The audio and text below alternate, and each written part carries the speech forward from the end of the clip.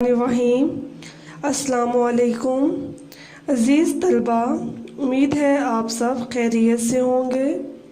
اردو برائے جماعت دہم سبق نمبر 2 حصہ نثر مرزا محمد سعید، صفحہ نمبر 13 تا 19۔ مرزا محمد سعید، اس سبق کو پڑھنے کا کیا مقصد ہے؟ دلی کی تہذیب خصوصاً متمول طبقے کی معاشرت سے تعارف کرانا۔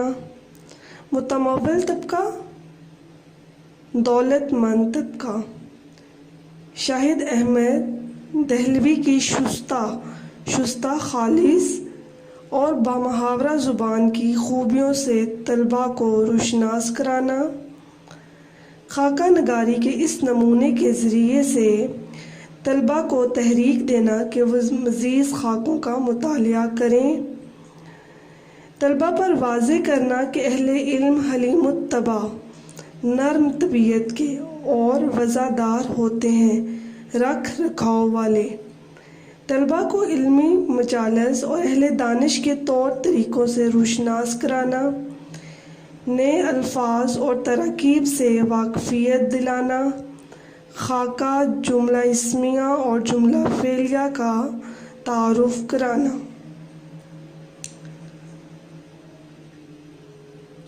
آج کے سبق میں ہم کیا کیا سیکھیں گے؟ خاکہ نگاری کیا ہے؟ مصنف کا تعارف، شاہد احمد کے کلام کی خوبیاں، سبق کا خلاصہ، مشکل الفاظ کے معنی، مشقی سوالات کا حل، پطرس بخاری سے مرزا صاحب کا تعلق، درست جواب کی نشاندہی، الفاظ و تراکیب کی وضاحت، اعراب لگا کر تلفظ واضح کرنا، درست اور غلط کی نشاندہی، جملہ اسمیہ اور جملہ فعلیہ، عبارت کی تشریح کا طریقہ کار۔ سبق کا نام ہے مرزا محمد سعید، مصنف کا نام شاہد احمد دہلوی، صنف ادب خاکہ نگاری، اور اس کا ماخذ کیا ہے؟ گنجینہ گوہر۔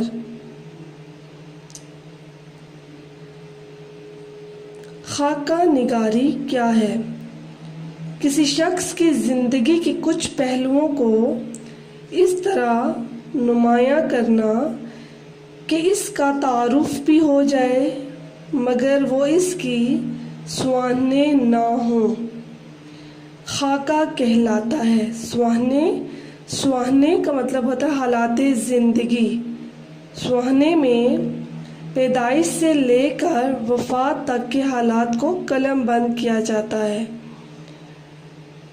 خاکے میں اس شخص کے افکار و کردار، خوبیوں اور خامیوں پر روشنی ڈالی جاتی ہے۔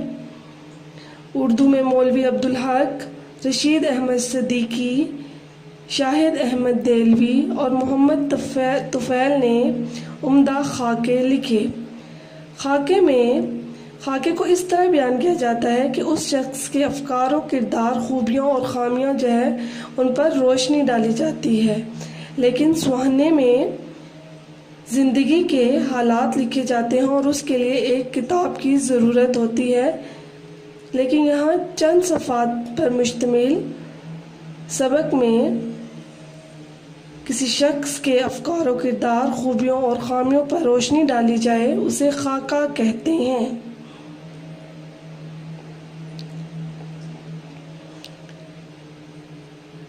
شاہد احمد دہلوی کے کلام کی خوبیاں۔ دہلی کی بامحاورہ زبان ان کے اسلوب بیان کا خاصہ ہے۔ اب ہم شاہد احمد دہلوی کا تعارف پر پڑھ لیتے ہیں۔ شاہد احمد دہلوی 1906 میں پیدا ہوئے اور 1967 میں وفات پائی۔ آپ دہلی میں پیدا ہوئے۔ ڈپٹی نذیر احمد دہلوی کے پوتے تھے۔ آپ نے جماعت نہم میں ڈپٹی نذیر احمد دہلوی کا سبق نسو اور سلیم کی گفتگو پڑھا ہے، تو شاہد احمد دہلوی ان کے پوتے تھے اور مولوی بشیر الدین احمد کے فرزند تھے۔ قیام پاکستان کے بعد شاہد احمد دہلوی کراچی منتقل ہوئے اور تصنیف و تالیف کے ساتھ ساتھ انہوں نے انگریزی ادب سے تراجم کا سلسلہ بھی جاری رکھا۔ پاکستان رائٹرز گلڈ کی تشکیل میں نمایاں خدمات انجام دیں۔ 1963 میں انہیں مجموعی ادبی خدمات کی بنا پر تمغہ برائے حسن کارکردگی سے نوازا گیا۔ شاہد احمد دہلوی زبان اور بیان پر مکمل عبور رکھتے تھے۔ ڈاکٹر جمیل جالبی کے مشورے پر انہوں نے خاکہ نگاری شروع کی۔ گنجینہ گوہر اور بزم خوش نفساں ان کے خاکوں کا مجموعہ ہیں، اور اس کے علاوہ ان کی تصانیف میں اجڑا دیار، دلی کی ببتا اور دھان کے کھیت شامل ہیں۔ یہ تو تھا شاہد احمد دہلوی کا تعارف۔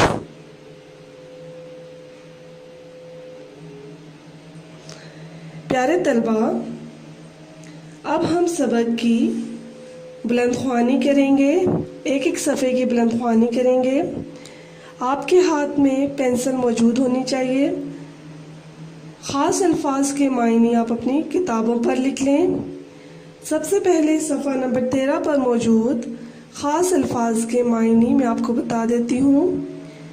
سانحہ ارتحال، مرنے کی بدخبر۔ شعار کا مطلب ہوتا ہے طریقہ۔ عدم موجودگی، غیر موجودگی۔ تسکین، تسلی، دلاسا۔ گھاؤ، زخم۔ اب ہم سبق کی بلند خوانی کرتے ہیں۔ سب سے پہلے ہم صفحہ نمبر 13 کی بلند خوانی کرتے ہیں۔ صبح اخباروں میں یہ خبر پڑھ کر دل دھک سے رہ گیا کہ پروفیسر مرزا محمد سعید کا آج سوئم ہے۔ خاموش زندگی، خاموش موت۔ مرزا صاحب کی علالت مزاج یا مرض الموت کی اطلاع اس سے پہلے کہیں نہیں ملی۔ حد یہ کہ پرسوں وہ رحلت فرما گئے، انتقال پا گئے، اور ان کے سینکڑوں دوستوں اور قدردانوں کو اس سانحہ ارتحال کی خبر تک نہ ہوئی۔ افسوس، اتنا بڑا صاحب کمال ہم میں سے اٹھ جائے اور اس کی سنونی مرنے کی خبر ہم تک نہ پہنچے۔ کتنے بے خبر ہیں ہم لوگ۔ زندہ قوموں کا یہ شعار نہیں ہوتا کہ اپنے اہل کمال سے غافل ہو جائیں۔ ایسی غفلت مجرمانہ ہوتی ہے۔ شاید یہ ہماری غفلت ہی کی سزا ہے کہ مرزا صاحب کو یوں ایک ہم سے چھین لیا گیا، ایک دم اچانک سے۔ عالم کی موت ہوتی ہے۔ عالم اہل علم اور عالم جہاں دنیا۔ ابھی ہم کو اس کا اندازہ نہیں ہو سکتا کہ مرزا صاحب کے رخصت ہو جانے سے ہمارا کتنا بڑا نقصان ہو گیا ہے۔ اب ان کی عدم موجودگی رہ کر ہمیں ان کی یاد دلائے گی، اور وقت کے ساتھ ان کی جدائی کا گھاؤ بڑھتا چلا جائے گا۔ مرزا صاحب بہت ہی خاموش کام کرنے والوں میں تھے، یعنی اتنے خاموش کہ خود ان کے زمانے کے اکثر لوگ بھی ان کے علمی اور ادبی کارناموں سے واقف نہیں تھے۔ دراصل خود مرزا صاحب شہرت سے گھبراتے تھے اور پبلک پلیٹ فارم پر آنا پسند نہیں کرتے تھے۔ کام کرتے تھے ستائش کی تمنا اور صلے کی پرواہ سے بے نیاز ہو کر۔ کام کرتے تھے اپنی تسکین کے لیے، کام کرتے تھے اس لیے کہ انہیں کام کرنا ہوتا تھا۔ فرمائشی کام انہوں نے ساری عمر نہیں کیے۔ انہوں نے اب سے 55 سال پہلے سر عبدالقادر کے رسالے مخزن میں مضامین لکھے، مگر شیخ صاحب کی فرمائش پر نہیں بلکہ جب خود ان کا جی لکھنے کو چاہے۔ پیارے طلبہ، شیخ عبدالقادر کون تھے؟ شیخ عبدالقادر معروف ادیب اور علامہ اقبال کے گہرے دوست تھے۔ اگلے صفحے پر آ جائیں، صفحہ نمبر 14 پر کیا بتایا جا رہا ہے مرزا صاحب کے متعلق؟ مرزا صاحب کسی کو خوش کرنے کے لیے نہیں لکھتے تھے۔ مرزا صاحب پیسے کمانے کے لیے نہیں لکھتے تھے، بلکہ پیسوں کے ذکر پر وہ چڑ جاتے تھے اور انہیں منانا مشکل ہو جاتا تھا۔ لاہور کے اکثر پبلشر مرزا صاحب سے کتابیں لکھوانا چاہتے تھے اور انہیں زیادہ قیمت دینا چاہتے تھے، لیکن مرزا صاحب نے انہیں ایک لفظ بھی لکھ کر نہیں دیا۔ اور جب اپنا پہلا ناول یاسمین لکھا تو اپنے شاگرد پبلشر کو بے مزد دے دیا، بغیر کسی قیمت کے دے دیا۔ اس کے کچھ عرصے بعد دوسرا ناول خواب ہستی لکھا، اسے بھی بغیر کچھ دیے چھپوا دیا۔ کہ مرزا صاحب جو بھی کام کرتے تھے وہ پیسے کی غرض سے نہیں کرتے تھے، بلکہ بغیر پیسے کے وہ ناول لکھ دیا کرتے تھے۔ ایک پبلشر صاحب لاہور سے دلی محض اس غرض سے آئے تھے کہ مرزا صاحب سے ناول لکھوائیں گے۔ میں نے انہیں سمجھایا کہ مرزا صاحب نہیں لکھیں گے، مگر وہ بڑے بڑے مصنفوں کو خرید چکے تھے، نہ مانے، بولے ہم انہیں ایک ناول کا 1000 روپیہ دیں گے تو وہ کیوں نہیں لکھیں گے۔ یہ وہ زمانہ تھا کہ 200-250 روپے میں اچھا خاصا ناول پبلشر کو مل جاتا تھا۔ چنانچہ مجھے اپنے ساتھ لے کر مرزا صاحب کی خدمت میں حاضر ہوئے۔ میں نے تعارف کرایا، مرزا صاحب کا ماتھا ٹھنکا۔ پبلشر صاحب نے چھوٹتے ہی ناول لکھنے کی فرمائش کی۔ مرزا صاحب بڑے ٹھنڈے مزاج کے آدمی تھے، بولے آپ میرے ناول کے 5000 دیں گے، 10,000 دیں گے؟ مجھے یہ منظور نہیں کہ جو کام کر رہا ہوں اسے چھوڑ کر آپ کے لیے ناول لکھوں۔ 5-10 ہزار کی بات سن کر پبلشر صاحب کی سٹی گم ہو گئی، پریشان ہو گئے اور 2-4 منٹ پہلو بدل کر رخصت چاہی۔ مرزا صاحب اس زمانے میں اپنی مارکت الآراء کتاب مذہب اور باطنیت لکھ رہے تھے، جسے مکمل ہونے کے بعد ان کے دوست پروفیسر تاجور نجیب آبادی ان سے لے گئے۔ تاجور نجیب آبادی نامور شاعر اور ادبیات کے عالم تھے اور لاہور سے وہ کتاب شائع ہوئی۔ مرزا صاحب کا صرف یہی ایک علمی کارنامہ ہے، مگر ایسا کارنامہ کہ اردو کی اگر 100 عمدہ کتابیں چھانٹی جائیں تو ان میں مذہب اور باطنیت کو ضرور شریک کرنا پڑے گا۔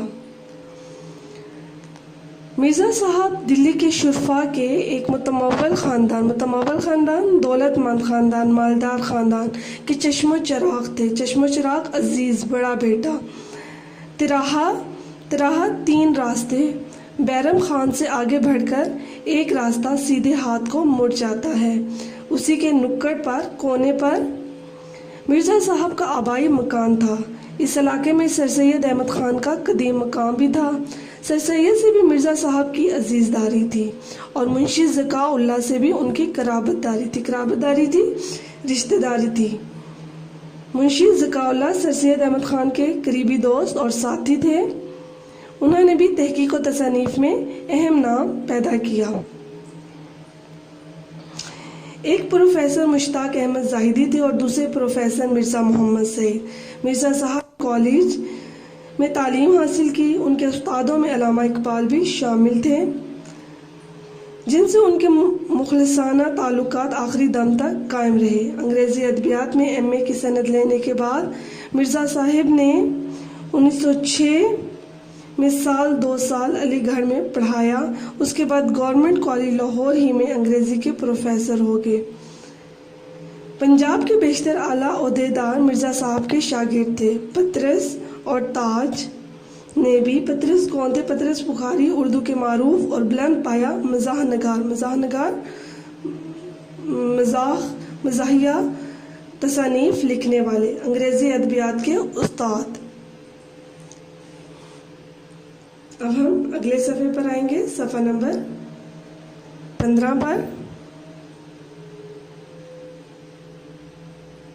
صفحہ نمبر 15 کے خاص الفاظ ہیں: اکتساب، حاصل، رسم و راہ، تعلقات، شدہ ہوتے، مسودہ، ہاتھ سے لکھی تحریر، پیش خیمہ، بنیادی بات، مقالہ، ادبی مضمون۔ مرزا صاحب سے اقتصاد علم کیا۔ بعد میں پطرس خود انگریزی کے پروفیسر ہو گئے تھے، مگر اپنی غیر معمولی قابلیت اور ذہانت کے باوجود مرزا صاحب کی علمیت کے آگے اپنے آپ کو ہیچ سمجھتے تھے، کم سمجھتے تھے۔ میں نے بارہا پطرس کو مرزا صاحب کی خدمت میں حاضر ہوتے دیکھا ہے۔ پطرس کو میں نے کسی اور کا اتنا ادب و احترام کرتے نہیں دیکھا، یہاں تک کہ وائسرائے ہند کا بھی۔ پطرس کے سلسلے میں ایک دلچسپ واقعات یاد آ گئے۔ پطرس آل انڈیا ریڈیو کے ڈائریکٹر جنرل ہو گئے تھے، مگر پرانے دوستوں سے رسم و راہ تعلقات میں ذرا بھی فرق نہ آنے پایا۔ مرزا صاحب کو انہوں نے کسی نہ کسی طرح آمادہ کر لیا تھا کہ ریڈیو سے کبھی کبھی تقریر نشر کیا کریں گے۔ ایک تقریروں کے بعد مرزا صاحب نے کانٹریکٹ واپس کرنے شروع کر دیے۔ شدہ آہستہ آہستہ بات پطرس تک پہنچی۔ حاضر ہو کر وجہ دریافت کی، وجہ معلوم کی۔ مرزا صاحب نے فرمایا، تمہیں اصلاح دینے کے بعد مجھے یہ منظور نہیں کہ تمہارے شاگرد مجھے اصلاح دیں۔ پطرس نے بڑی معذرت کی، مگر مرزا صاحب آئندہ نشر کرنے کے لیے آمادہ نہیں ہوئے۔ اگلے دن دفتر میں قیامت آ گئی۔ پورے اسٹاف کو جمع کر کے انہوں نے براڈ کاسٹنگ کے حسن اخلاق پر ایک طویل لیکچر دیا۔ بات تو کھل ہی گئی۔ اسٹیشن ڈائریکٹر نے تقریروں کے انچارج کو بلا کر کہا کہ اگر اپنی خیر چاہتے ہو تو مرزا صاحب کو منا کر لاؤ۔ ان کو معلوم نہیں تھا کہ مرزا صاحب پطرس کے استاد ہیں۔ حسب دستور اپنی کارروائی دکھانے کے لیے اس نے ان کے مسودہ ہاتھ سے لکھی تحریر، مسودے میں سے ایک فقرے نکال دیے تھے۔ ان فقروں کا نکالنا اس کی نوکری سے نکالے جانے کا پیش خیمہ ہو گیا، سبب بن گیا، بنیادی وجہ بن گئی۔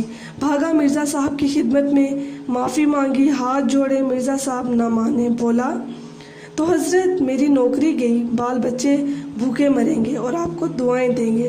مرزا صاحب کے کان کھڑے ہو گئے، بولے یہ تو میں نہیں چاہتا۔ اس نے کہا اگر آپ یہ نہیں چاہتے تو اس کانٹریکٹ پر دستخط کیجیے۔ مرزا صاحب نے فوراً دستخط کر دیے۔ یہ تھے مرزا صاحب کے اخلاق کہ مرزا صاحب کسی کو تکلیف پہنچانا نہیں چاہتے تھے۔ جنگ کے زمانے میں حسن اتفاق سے دلی میں لاہور کے بیشتر ادیب اور شاعر ریڈیو یا دوسرے سرکاری محکموں میں جمع ہو گئے۔ پطرس کی تحریک پر ایک محدود ادبی حلقہ قائم کیا گیا، جس میں ڈاکٹر تاثیر، فیض احمد فیض جو تھے معروف ترقی پسند شاعر تھے، زیادہ تر درس و تدریس اور صحافت سے وابستہ رہے۔ حامد علی خان، حمید احمد خان، چراغ حسن حسرت، محمود نظامی بھی ادیب اور براڈ کاسٹر تھے۔ غلام عباس، انصار ناصری وغیرہ شریک کیے گئے۔ ہر مہینے اس کا ایک جلسہ ہوتا تھا، کبھی پطرس کے گھر پر اور کبھی ڈاکٹر تاثیر کے گھر پر۔ اس میں ایک مقالہ ادبی مضمون کسی ادبی موضوع پر پڑھا جاتا اور اس پر گفتگو ہوتی۔ اب ہم آتے ہیں صفحہ نمبر 16 کی طرف۔ صفحہ نمبر 16 کے خاص الفاظ: پیشمانی، پچھتاوا، سعادت مند، تابع فرمان، قلب مطمئنہ، دل کا مطمئن ہونا، مدعا، عرض، قرینہ، سلیقہ۔ ایک جلسے میں محمود نظامی نے مقالہ پڑھا۔ اس میں مرزا صاحب بھی تشریف لائے تھے۔ ڈاکٹر تاثیر نے گفتگو کا آغاز کیا۔ پطرس خاموش رہے۔ مرزا صاحب سے درخواست کی گئی کہ کچھ فرمائیں۔ مرزا صاحب بحث مباحثے کو ناپسند کرتے تھے، اس لیے بڑی محتاط رائے دیتے تھے۔ انداز کچھ ایسا ہوتا، نہیں یہ بات تو نہیں، مگر خیر ایسا بھی ہوتا۔ پطرس کو شوخی سوچی، فیض کو اشارہ کیا۔ وہ مرزا صاحب سے زیادہ واقف نہیں تھے۔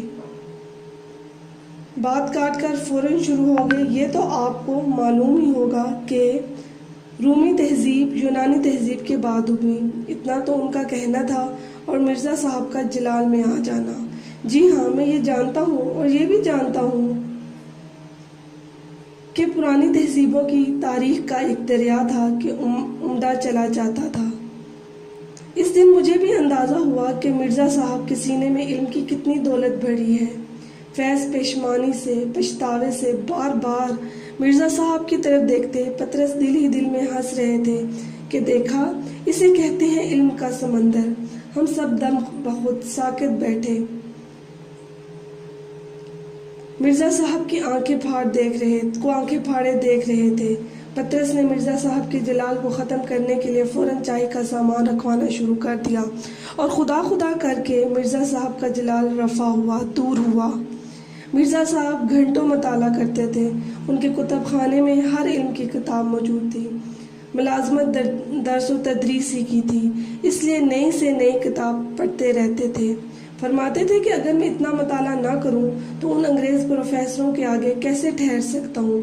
پینشن لینے کے بعد بھی ان کا واحد مشغلہ مطالعہ کتب ہی رہا۔ ان کا یہ شغل اب تک جاری تھا۔ پینشن کا بڑا حصہ کتابیں خریدنے میں صرف کر دیتے تھے۔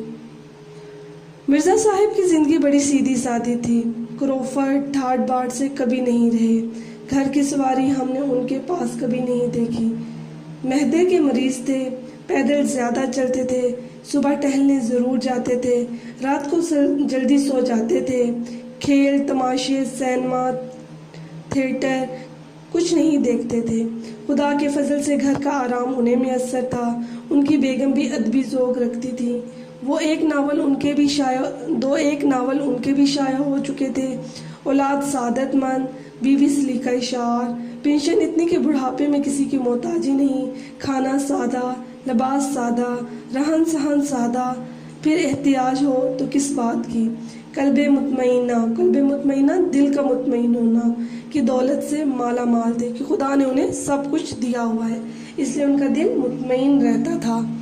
ریڈیو پاکستان کراچی سے 16 سال پہلے ایک پروگرام دانش کدا شروع کیا گیا، جس میں 4 دانشور بلائے جاتے تھے۔ دانشور لوگ کون ہوتے ہیں؟ عقل مند لوگ، عقل سے بھرپور، اور سننے والوں کے سوالوں کے جواب فی البدیہہ دیا کرتے تھے۔ میں میرے سوالات کی خدمت انجام دیتا تھا۔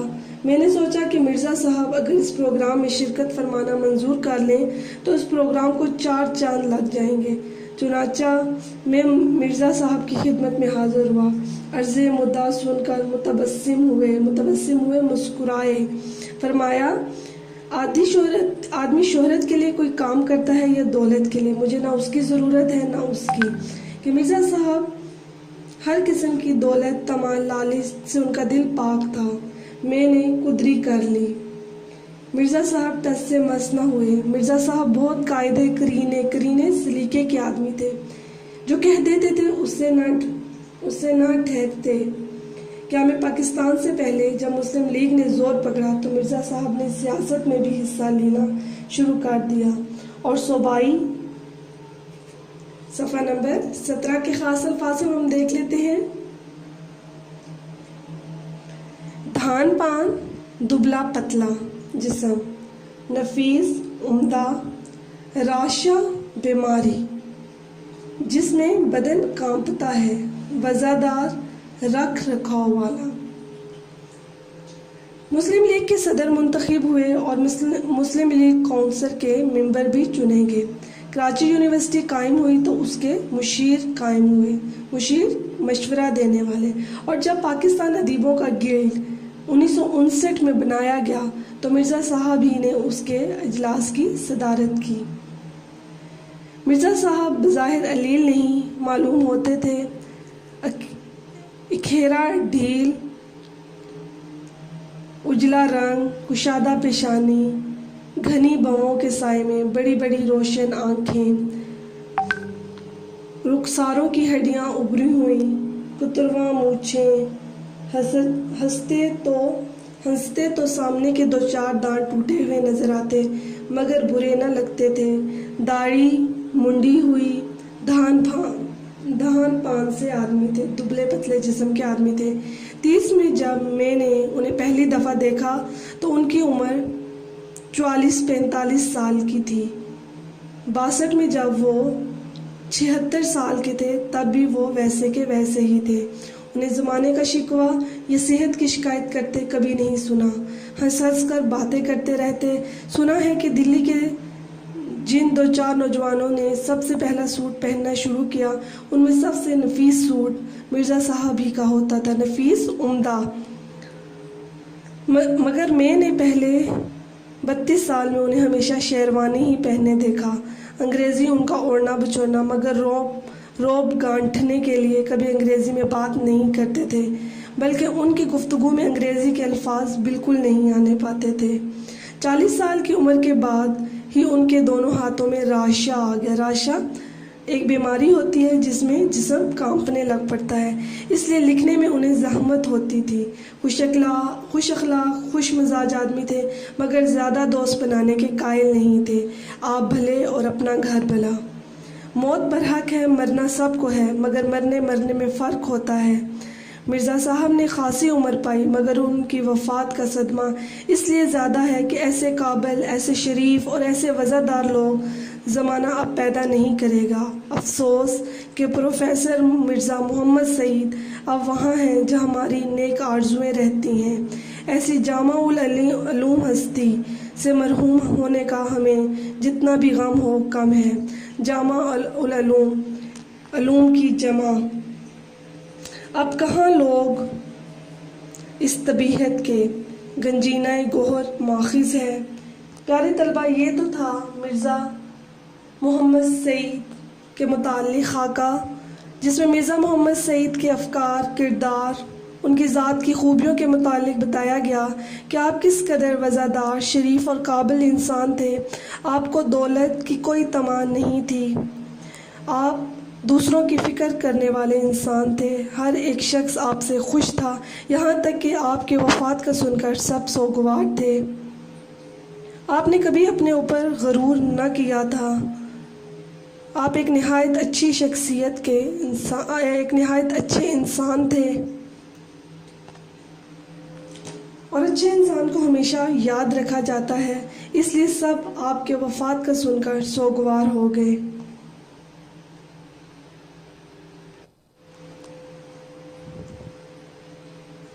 اب ہم آتے ہیں مشقی سوالات کے حل کی طرف۔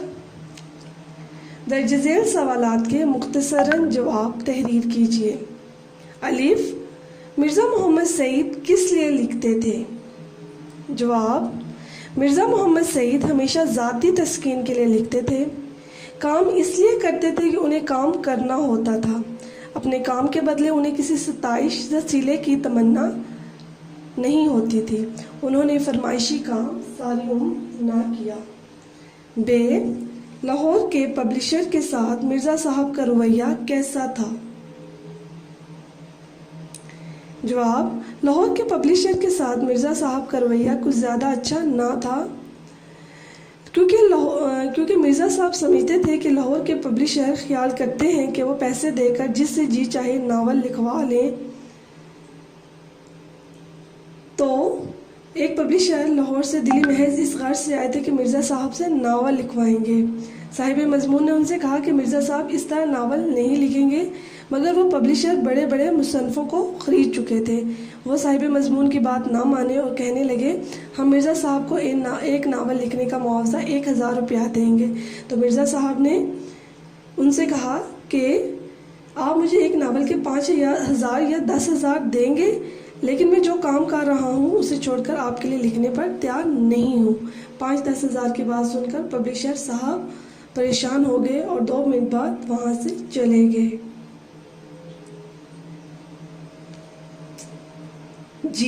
مرزا صاحب کی مارکۃ الآراء کتاب کا نام اور مرتبہ بیان کریں۔ مرزا صاحب کی مارکۃ الآراء کتاب کا نام مذہب اور باطنیت ہے۔ یہ کتاب مرزا صاحب کا ایک بہت بڑا علمی کارنامہ ہے۔ یہ ایسا کارنامہ ہے کہ اگر اردو ادب کی 100 عمدہ کتابیں چھانٹی جائیں تو ان میں مذہب اور باطنیت کو ضرور شامل کرنا پڑے گا۔ دال، مرزا صاحب کی کن دو قومی شخصیات سے عزیز داری تھی؟ مرزا صاحب کی سر سید احمد خان اور منشی ذکا اللہ سے عزیز داری تھی۔ مرزا صاحب نے کس کالج میں تدریس کے فرائض سر انجام دیے؟ مرزا صاحب نے 1906 سے 1907 میں علی گڑھ میں پڑھایا اور اس کے بعد گورنمنٹ کالج لاہور میں انگریزی کے پروفیسر رہے۔ مرزا صاحب کا سب سے بڑا مشغلہ کیا تھا؟ مرزا صاحب کا سب سے بڑا مشغلہ مطالعہ کتب تھا کہ آپ کو کتابیں پڑھنا بہت زیادہ پسند تھا۔ مصنف کے پروگرام دانش کدہ میں شرکت کی درخواست پر مرزا صاحب نے کیا جواب دیا؟ ریڈیو پاکستان کراچی سے ایک پروگرام دانش کدہ شروع کیا گیا۔ شاہد احمد دہلوی میر سوالات تھے۔ اس نے مرزا صاحب سے پروگرام میں شرکت کے لیے کہا تو مرزا صاحب نے مسکراتے ہوئے جواب دیا، آدمی شہرت کے لیے کوئی کام کرتا ہے یا دولت کے لیے؟ مجھے نہ اس کی ضرورت ہے نہ اس کی ضرورت ہے۔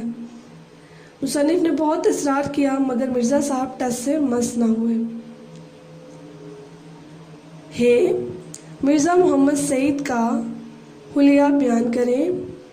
مرزا صاحب بظاہر علیل معلوم نہیں ہوتے تھے۔ کھیرا ڈیل، اجلا رنگ، کشادہ پیشانی، گھنی بھووں کے سائے میں بڑی بڑی روشن آنکھیں، رخساروں کی ہڈیاں ابھری ہوئیں، کترواں مونچھیں، ہنستے تو سامنے کے 2-4 دانت ٹوٹے ہوئے نظر آتے مگر برے نہ لگتے تھے۔ داڑھی منڈی ہوئی، دھان پھان سے آدمی تھے۔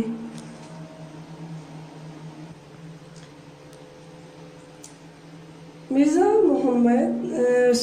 محمد صاحب کے دونوں ناولوں کے نام تحریر کریں۔ مرزا صاحب نے 2 ناول لکھے جن کے نام یاسمین اور خواب ہستی ہیں۔ پطرس بخاری سے مرزا صاحب کے تعلق کو اپنے الفاظ میں بیان کیجیے۔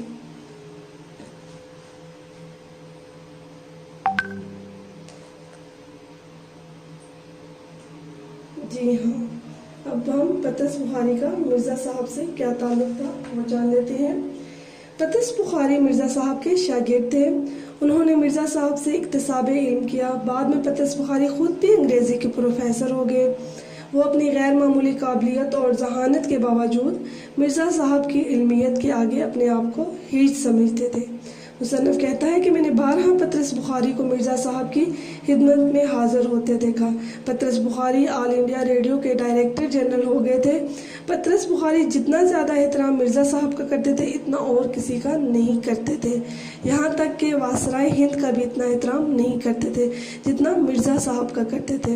مرزا صاحب بھی پطرس بخاری سے بہت انس رکھتے تھے۔ مرزا صاحب پطرس بخاری کے استاد تھے۔ سوال نمبر 3، عالم کی موت ہوتی ہے، اس جملے کی وضاحت کریں۔ یہ آپ نے مرزا محمد سعید کے پہلے سفر پر پڑھا ہے کہ عالم کی موت ہوتی ہے۔ عالم کا مطلب ہوتا ہے علم والا، جبکہ عالم کا مطلب ہوتا ہے دنیا جہاں۔ دونوں لفظ بظاہر ایک سے ہیں لیکن مطلب جدا جدا ہیں۔ کہنے کا مطلب یہ ہے کہ اگر کسی عالم یعنی کسی اہل علم کی موت واقع ہو جائے تو یہ ایک عالم پورے دور کی موت ہوتی ہے۔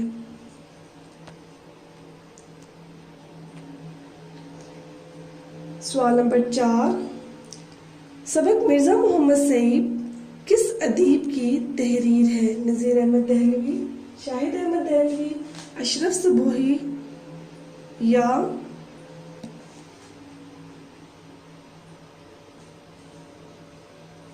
صبوحی یا مولوی عبدالحق؟ جی ہاں، یہ شاہد احمد دہلوی کی تصنیف ہے۔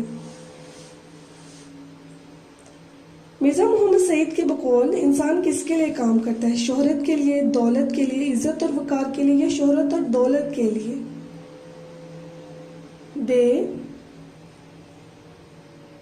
میں نے تیسرا آپشن پہلے پڑھ دیا، جیم والا، شہرت اور دولت اس کا آنسر ہے۔ اب ہم بے کی طرف آ جاتے ہیں۔ مرزا محمد سعید کی عزیزداری کس شخصیت سے تھی؟ سر سید احمد خان، شیخ عبدالقادر، شاہد احمد دہلوی یا مشتاق احمد زاہدی؟ سر سید احمد خان سے تھی۔ دال، مرزا محمد سعید نے گورنمنٹ کالج لاہور سے کون سی سند لی تھی؟ بی اے کی، ایم اے تاریخ، ایم اے انگریزی ادب یا ایم اے اردو ادب؟ ایم اے انگریزی ادب ہے۔ محمود نظامی کے مقالے کے بعد مرزا محمد سعید پر کس نے تنقید کی؟ ڈاکٹر تاثیر، پطرس بخاری، فیض احمد فیض یا حمید احمد خان نے؟ جی فیض احمد فیض نے۔ وہ پروگرام دانش کدہ میں کتنے دانشور بلائے جاتے تھے؟ 4، 3 یا 2 یا 7؟ جی 4 بلائے جاتے تھے۔ مرزا صاحب پینشن کا بڑا حصہ صرف کر دیتے تھے، جائیداد خریدنے میں، خیرات خریدنے میں، کتابوں پر یا کھانے پینے میں؟ جی ہاں، کتابوں پر خرچ کر دیا کرتے تھے۔ سوال نمبر 6 ہے، سوال نمبر 5 ہے، درج ذیل الفاظ و تراکیب کی وضاحت جملوں میں استعمال کے ذریعے کیجیے۔ سانحہ ارتحال، سنونی، ایکا ایکی، بے مزد، متمول، قرابت داری، ہیچ سمجھنا، شدہ شدہ، کروفر، قلب مطمئنہ، عرض مدعا، متبسم، رائشہ، جامع العلوم۔ پیارے طلبہ، ان الفاظ کو آپ نے جملوں میں استعمال کرنا ہے۔ جملے مکمل ہوں، واضح ہوں اور درست املا کا استعمال کیا گیا ہو۔ سلائیڈ میں آپ کو ان الفاظ کے معنی بھی دکھائی دے رہے ہیں۔ معنی کو مد نظر رکھتے ہوئے آپ نے ان الفاظ کو جملوں میں استعمال کرنا ہے۔ سانحہ ارتحال، مرنے کی بدخبر، سنونی، مرنے کی خبر، ایکا ایکی، اچانک، ایک دم، بے مزد، بغیر مزدوری کے، متمول، مالدار، قرابت داری، رشتہ دار، ہیچ سمجھنا، نچلے درجے کا سمجھنا، شدہ شدہ، آہستہ آہستہ، کروفر، شان و شوکت، قلب مطمئنہ، دل کا سکون، مدعا، عرض، متبسم، زیر لب مسکرانا، راشہ، بیماری جس میں جسم کانپتا ہے، اور جامع العلوم جس میں بہت سے علوم جمع ہوں۔ سوال نمبر 6 کچھ اس طرح ہے، درج ذیل الفاظ پر اعراب لگا کر ان کا تلفظ واضح کیجیے۔ ارتحال، شعار، متمول، ساکت، مباحثے، متبسم، قدری، راشہ۔ زیر زبر پیش تشدید اور جزم لگا کر آپ نے الفاظ کا تلفظ واضح کرنا ہے۔ سوال نمبر 7، سبق مرزا محمد سعید کا متن ذہن میں رکھ کر درست یا غلط پر نشان لگائیں۔ مرزا محمد سعید کی موت کی خبر پڑھ کر دل دھک سے رہ گیا، درست یا غلط؟ بے، مرزا صاحب پبلک پلیٹ فارم پر آنے سے گھبراتے تھے۔ مرزا صاحب بڑے ٹھنڈے مزاج کے آدمی تھے۔ مرزا صاحب جو کہہ دیتے تھے اس سے کبھی نہ پھرتے۔ مرزا محمد سعید دل کے مریض تھے۔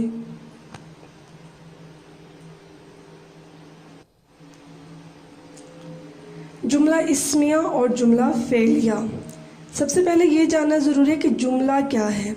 2 یا 2 سے زیادہ الفاظ کا مجموعہ جملہ کہلاتا ہے۔ جیسے کہ اللہ ایک ہے تو یہ 3 الفاظ کا مجموعہ ہے۔ میں نے پانی پیا تو یہ 4 الفاظ کا مجموعہ ہے۔ مطلب کہ 2 یا 2 سے زیادہ الفاظ کا مجموعہ جملہ کہلاتا ہے۔ جملہ اسمیہ اور جملہ فعلیہ کے متعلق جان لیتے ہیں۔ جملہ اسمیہ جملہ خبریہ کی قسم ہے۔ اس کے 3 اجزاء ہوتے ہیں۔ ذیل کے جملوں کو پڑھیں۔ علی بہادر ہے، سارا لائق ہے، سہیب خوش ہے۔ جملہ اسمیہ اور جملہ فعلیہ کے متعلق آپ جماعت نحو میں پڑھ چکے ہیں۔ آپ نے وہاں اس میں پڑھا تھا کہ مسند کس کو کہا جاتا ہے، خبر کو کہا جاتا ہے۔ مسند علیہ مبتدا ہوتا ہے اور یہ فعل ناقص سے مل کر بنتا ہے۔ 3 حصوں سے چیزوں سے مل کر بنتا ہے، مسند، مسند علیہ اور فعل ناقص سے۔ جیسے کہ علی بہادر ہے تو علی کون ہے؟ مسند علیہ، جس کے بارے میں خبر دی جا رہی ہے، جس کو مبتدا بھی کہتے ہیں، اور خبر کیا دی جا رہی ہے علی کے بارے میں؟ بہادر، تو بہادر کیا ہے؟ مسند ہے، اور ہے فعل ناقص ہے۔ اسی طرح اگلی مثال میں سارا لائق ہے، تو اس میں سارا کس کے متعلق خبر دی جا رہی ہے؟ سارا کے متعلق خبر دی جا رہی ہے، تو سارا کیا ہے؟ مسند علیہ مبتدا، اور لائق مسند ہے خبر، مسند جسے ہم خبر بھی کہتے ہیں، اور ہے کیا ہے؟ فعل ناقص ہے۔ صہیب خوش ہے، تو صہیب کیا اس میں ہوگا؟ مسند علیہ، جس کے متعلق ہمیں خبر دی جا رہی ہے، اور خوش، صہیب کے متعلق ہمیں کیا خبر دی جا رہی ہے؟ کہ وہ خوش ہے، تو خوش کیا مسند یا خبر ہے، اور ہے کیا ہے؟ فعل ناقص ہے۔ جملہ فعلیہ کے کتنے اجزاء ہوتے ہیں؟ جملہ فعلیہ بھی جملہ خبریہ کی قسم ہے۔ اس میں اور جملہ اسمیہ میں اتنا سا فرق ہوتا ہے کہ فعلیہ میں فعل تام ہوتا ہے، جیسے اس میں فعل ناقص استعمال ہوتا ہے، اس میں فعل تام ہوتا ہے۔ اب ذیل کے جملوں کو پڑھیے۔ حمید نے خط لکھا، فریحہ نے خیرات دی، شعیب نے کھانا کھایا۔ اس میں مسند علیہ کیا ہے؟ جس کے متعلق خبر دی جا رہی ہے، حمید، فریحہ اور شعیب، اور فعل تام کیا ہے؟ لکھا، کھایا اور دی، یہ خبر دے رہے ہیں۔ لکھا، دیا اور کھایا کیا اس نے کیا؟ اور خط، خیرات اور کھانا مفعول ہیں جن کے اوپر کام کیا جا رہا ہے۔ یہ کتنے چیزوں سے مل کر بنتے ہیں؟ مسند علیہ، فعل تام یا مسند، اور مفعول سے مل کر بنتے ہیں۔ تو اب ان جملوں میں حمید نے خط لکھا، حمید مسند علیہ ہے، خط مفعول ہے جس پر کام کیا جا رہا ہے، اور لکھا فعل تام یا مسند ہے، خبر جو اس کے متعلق دی جا رہی ہے کہ حمید نے کیا لکھا؟ خط لکھا۔ فریحہ نے خیرات دی، تو فریحہ مسند علیہ، خیرات دی مفعول، خیرات مفعول ہے، اور دی فعل تام یا مسند ہے۔ شعیب نے کھانا کھایا، شعیب مسند علیہ، کھانا مفعول جس کے اوپر کام کیا جا رہا ہے، اور کھایا فعل تام یا مسند ہے۔ یہ بات ذہن نشین کر لیں کہ اگر جملے میں کسی کے بارے میں ہم خبر دے رہے ہیں تو وہ مسند ہے یا خبر ہے، اور جملہ اسمیہ اور جملہ فعلیہ خبر کے بغیر درست نہیں ہوتے، اس میں خبر ضرور ہوتی ہے، کسی نہ کسی چیز کے متعلق خبر ضرور دی جاتی ہے۔ پیارے طلبہ، امید ہے آپ آج کا سبق سمجھ گئے ہوں گے۔ مرزا محمد سعید کے متعلق بھی آپ نے جانا، مرزا محمد سعید کی ذات کے متعلق آپ نے جانا کہ وہ کیسی ان کی شخصیت تھی، وہ کتنے اچھے مزاج کے آدمی تھے، ان کا لوگوں کے ساتھ سلوک کیسا، لوگوں کے ساتھ زندگی گزارنے کا انداز کیسا تھا، انہوں نے اپنی زندگی کس طرح گزاری، اس سبق میں ہم نے پڑھا۔ ہم نے مرزا محمد سعید کے مشقی سوالات کا حل کیا، اور ہم نے مرزا محمد سعید اس سبق میں ہم نے جملہ اسمیہ اور جملہ فعلیہ کے متعلق بھی پڑھا۔ اب ہم اس میں آپ نے کیا کرنا ہے، نثر پاروں کی تشریح کرنی ہے، اور نثر پاروں کی تشریح کا طریقہ کیا ہے۔ نثر پارے کی تشریح کرتے ہوئے 4 حصوں میں اس کو تقسیم کیا جاتا ہے۔ پہلا حصہ حوالہ متن، سیاق و سباق، حل لغت، تشریح۔ حوالہ متن کے معنی ہے اصل عبارت، اس لحاظ سے حوالہ متن سے مراد یہ ہے کہ دی ہوئی عبارت کس مضمون سے لی گئی ہے اور اس مضمون کا مصنف یعنی لکھنے والا کون ہے۔ تو حوالہ متن میں ہم سبق کا نام اور مصنف کا نام لکھتے ہیں۔ سیاق و سباق کے معنی ہے مضمون کا ڈھنگ یا طرز، اور سیاق کے معنی ہے اور سیاق کے معنی ہے ربط یا تعلق۔ سیاق کے معنی ہے مضمون کا رنگ یا ڈھنگ، اور سباق کے معنی ہے ربط یا تعلق۔ گویا اس بات کا مطلب یہ ہے کہ عبارت کا مضمون سے کیا تعلق یا ربط ہے۔ لفظی طور پر سیاق سے مراد یہ ہے کہ پیچھے سے بات کیسے چل رہی تھی، اور سباق سے مراد ہے کہ اس سے آگے مضمون کیسے بڑھنا ہے۔ اس لیے جو ہے وہ سیاق و سباق لکھنا جو ہے وہ ضروری ہے۔ سیاق و سباق کو جو ہے وہ سیاق و سباق میں ہمیں یہ بتانا ہوتا ہے کہ یہ عبارت سبق کے شروع سے لی گئی ہے، سبق کے درمیان سے لی گئی ہے، سبق کے آخر سے لی ہے۔ یوں سمجھ لیں کہ سیاق و سباق میں ہمیں متعلقہ مضمون یا کہانی کا مختصر خلاصہ، تعارف یا مرکزی خیال پیش کرنا ہوتا ہے۔ جب ہم یہ پیش کرتے ہیں تو عبارت کی پھر سمجھ آتی ہے۔